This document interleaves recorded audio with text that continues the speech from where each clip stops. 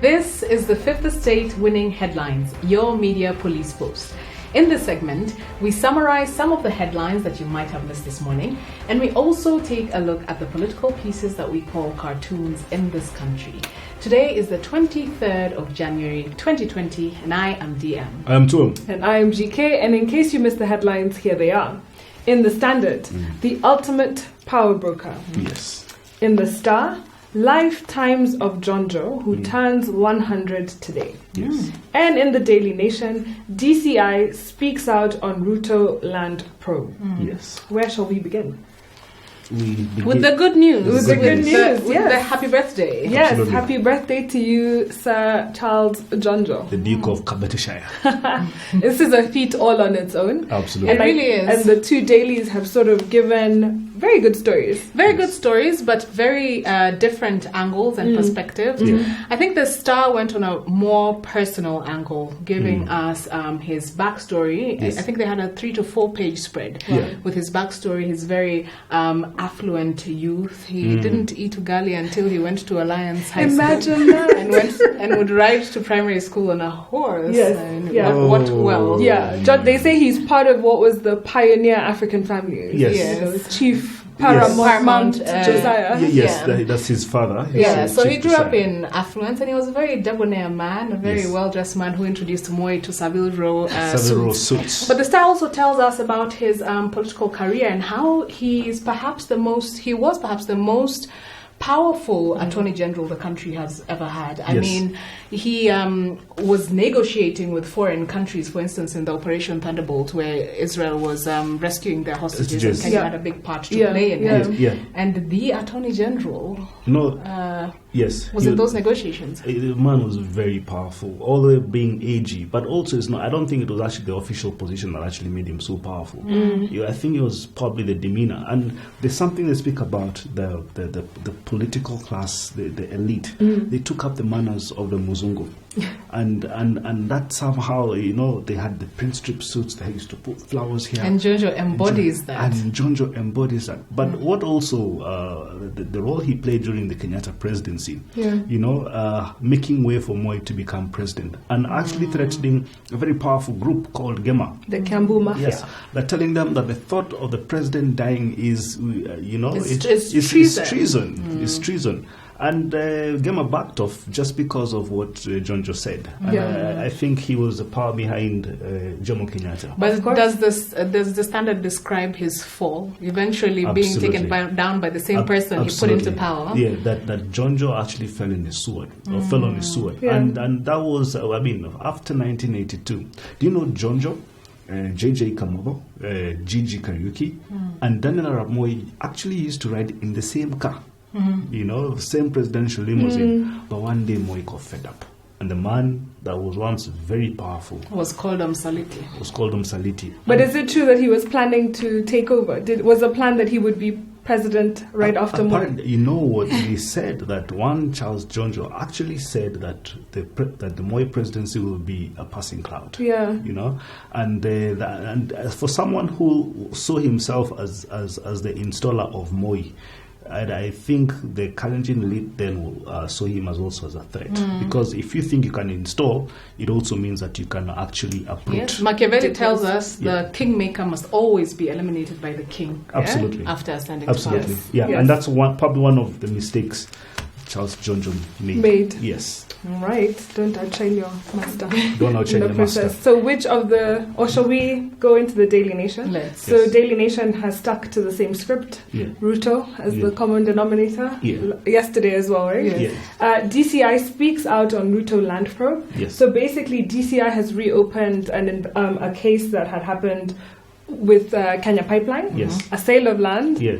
in which RUTO was charged alongside 2 people Yeah. and 5 companies in 2004. One of the people was Joshua Kulele. Yes. And the case was acquitted because there was a lack of evidence. Yeah. So basically, they sold some land Yes. to Kenya Pipeline, but DCI still wants to know who signed for the sale agreements and who was paid for the sale. Yeah. So there was still some, it's not clear Yes. how this transaction transpired. Yeah. The lawyers have come out to say that this is unfair. Yes. There's no reason why it should come out now when Yes.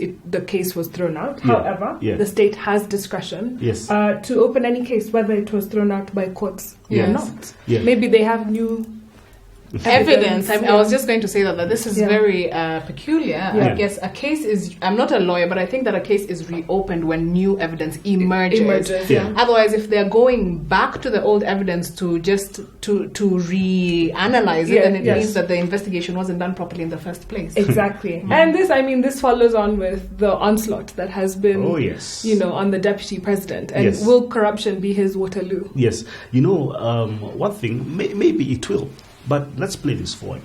Should William Ruto become president in 2022? I wonder where Kinoti, Haji, and the other guys at Interior. They have many options. They have Uganda, Rwanda, Tanzania, the DRC. Because the assault they are putting on this man, I don't know. I don't know. Well, we do have a 3-part criteria that we use to break down the headlines. We ask ourselves, is it topical or speculative? Is it repetitive or groundbreaking? And is it thoughtful or just plain lazy? I definitely want to throw out the Daily Nation. Absolutely. I'd like to throw out the Star as well, because this is not a headline, it's an essay. Yes. It's very long. Yes, Standard is a fantastic There we headline. go. Yes. John Draw at 100, the ultimate power broker. Absolutely. Gives us our winning headline. Happy birthday. Onto the political pieces that we Yeah. call cartoons in this country, where we also have a 3-part criteria that we use. Yeah. We ask ourselves, is it humorous or dry? Is it satirical or pessimistic? And is it effective or just plain lazy? And here you have Gado. It's a caricature of Uhuru Kenyatta, the prince, and behind him is Raila Odinga. And Uhuru Kenyatta is showing us the inner lining of his coat, and in his coat is a clergy, is the media, the fourth estate, and the pigs. Is it The MPs the or MPs? the businessmen. Or the Or the businessmen. businessmen or the cronies or something like that. And Uhuru Kenyatta is telling Raila, not to worry, there is enough room for judiciary, diplomats, and NGOs. And the little mouse that is normally down there says, he has made room, he has more room, not you. So the room is not for Raila. Raila. It's for Uhuru to appoint and put who he wants in his pocket. Absolutely. And you see, as he's saying, I have more room, he's tapping on the other side of his jacket, Yes. meaning that there's more pockets in there. There's more my pockets. goodness. And I mean, in the context of this, I don't know whether you watched today Uhuru Kenyatta addressing the judiciary. I think Maraga had a function Yes. up in the High Court. And he actually told them, he softened his stand on the judiciary. And he says, I want to have more regular discussions with the judiciary. I want us to be friends. And let me tell you, if you actually see, Uhuru Kenyatta, by the way, is probably the most powerful president we've had since 1963. And if you see him actually putting the judiciary in his pocket right now, he will be colossal and nobody will touch him. He will be colossal. In preparation for 2022. Yes. Interesting take to him.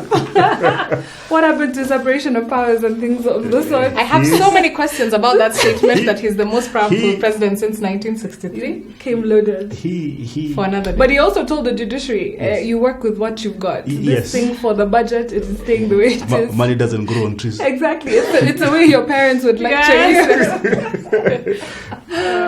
But yes. Yeah, this is Ndula. Daily Nation. Daily Nation. And Ndula has given us Ombano politicians in Nkokoteni as being led by donkeys. And in the Nkokoteni you have Joho, Waiguru, Orengo, Raila, Kalwale, and Ruto with Uhuru, Duale with his big ears.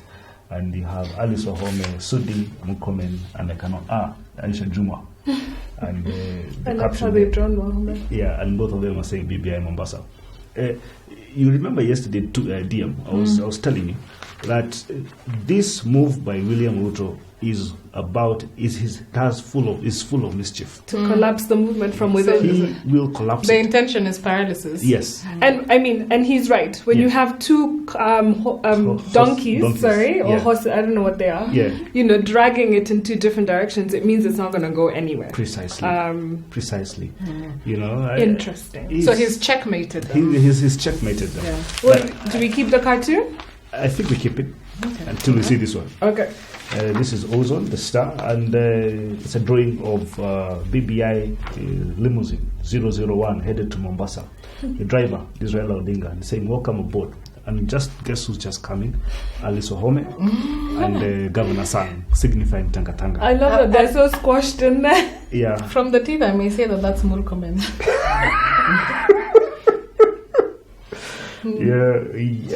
Wow. All And right. he's saying, welcome aboard. They Huh? say welcome aboard. Oh, man. But I think Ozone has got it.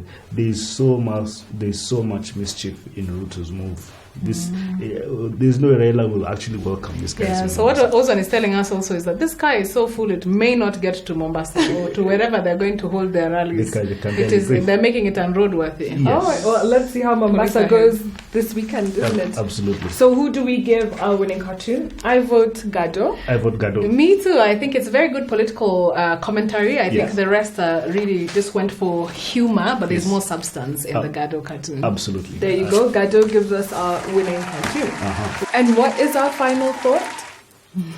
And now, our final thought. It is inspired by a book entitled The Republic by Plato. That's the shortest Title. title I've ever done. The Republic. The Republic. Let me add to your introduction and say that it is the very first book on politics and Yes. government. Oh, yes. Yes. Yes. Yeah. Before I give a summary of the book, I'll give a brief introduction of Plato. He was born in the year 429 BC in Athens, in Greece.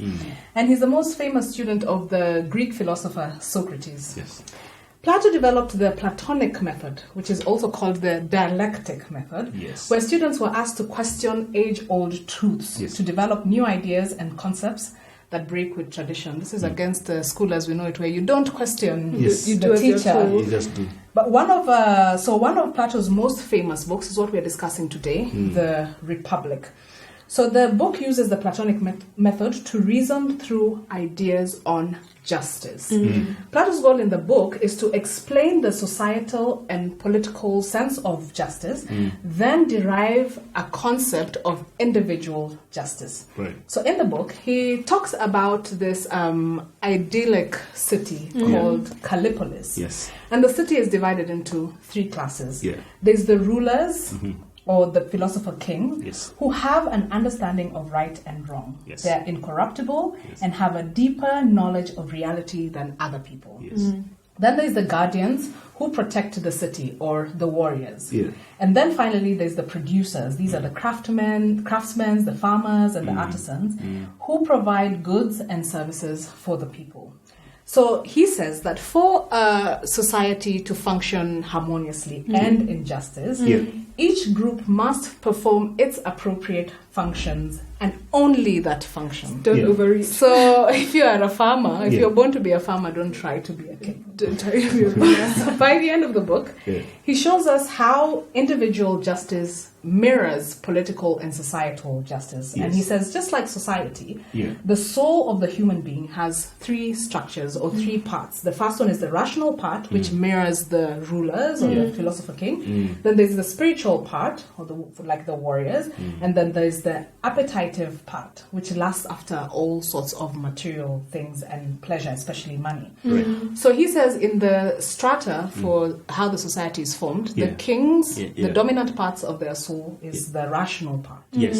For the guardians or the warriors, it's the spiritual part, the part Okay. that makes them brave and fight for something and protect people. Yeah. And then finally, for the lesser humans, the workers and the producers, it's the appetite. Yes. If Plato came back today and classified our rulers, where do you think he'd put Sonko? At the bottom. Come on, guys. Those ones with appetite, material things. Don't ruin 2M's mood. Sonko could not be a philosopher king, guys.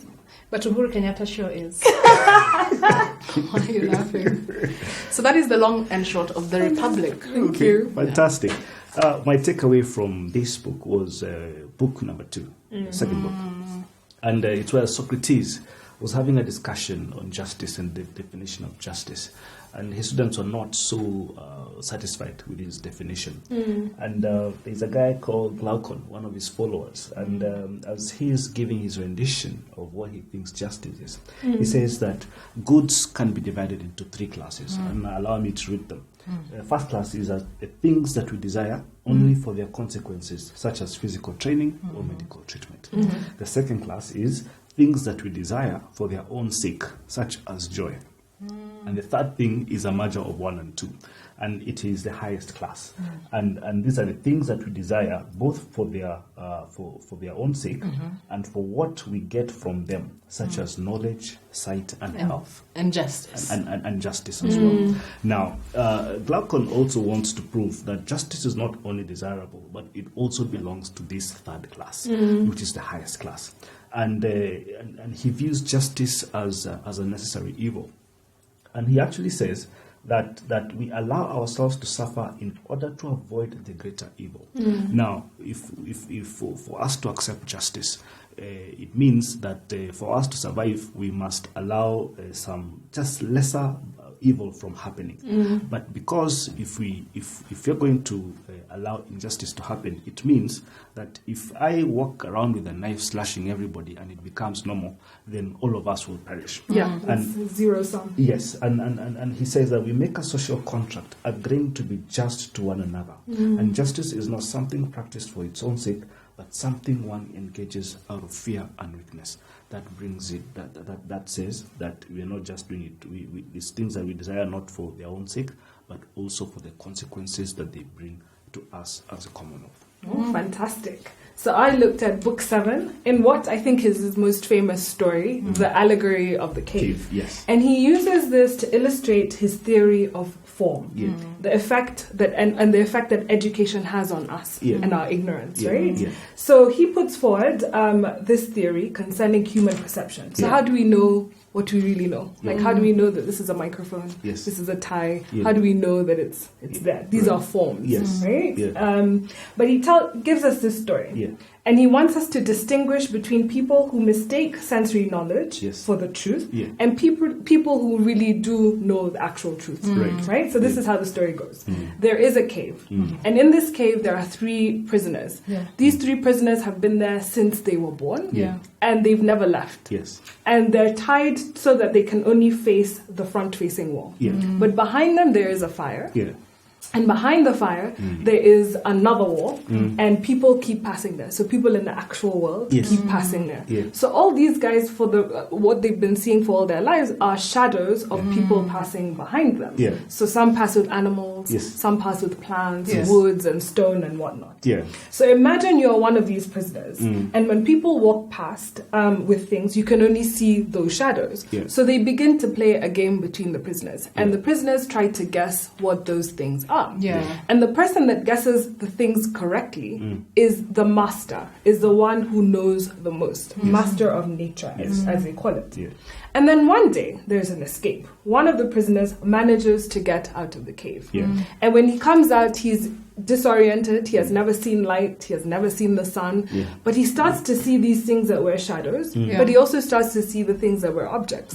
And he's very confused. What is shadow? What is object? His reality is starting to, what he thought he knew is starting to shift. He starts to see the sun as a source of life, source of beauty, and it's showing him different things. So you see the tree for the tree, the plant for the plant, the animal for the animal. So he decides, let me go back. And he tries to free the prisoners. And the prisoners resist. And even threaten to kill him. And they even start to see that he is the mad one. Like, what do you mean that what we've been seeing is not what we know? And so Plato gives us this story. He introduces this story to show us what it is like to educate the public.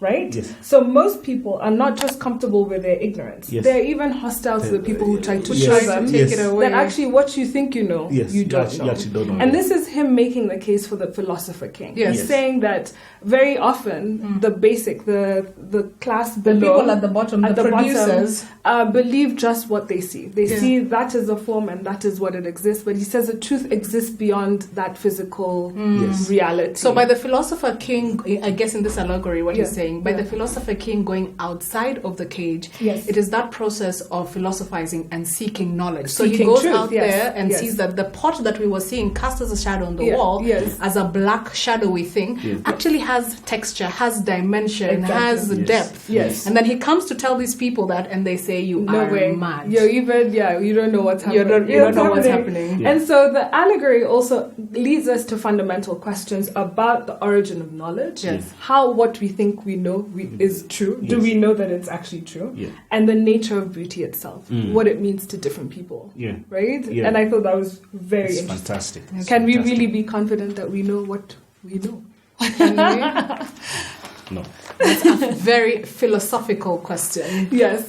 So on a day where we had a double win for the Standard, winning headline from the Standard and a winning cartoon from the Standard, I want to leave you with this. In the end, Plato inspires us to see that the goal of education is to drag every man away and out of the cave as far as possible. Yes. To turn your soul towards the right desires. And the vision of a clever, wicked man might be just as sharp as that of a philosopher. Yeah. The problem, though, lies in what direction he chooses to take his vision. Yeah. So moving towards the good. Okay. So you can be clever, but Yes. go towards bad things. All right. Sure. Or you can choose to be clever and move towards the virtuous good things. As a good philosopher king. Yes. So please subscribe to our YouTube channel and find us on TV. We're on Pang Free to Air, Star Times, and Go TV.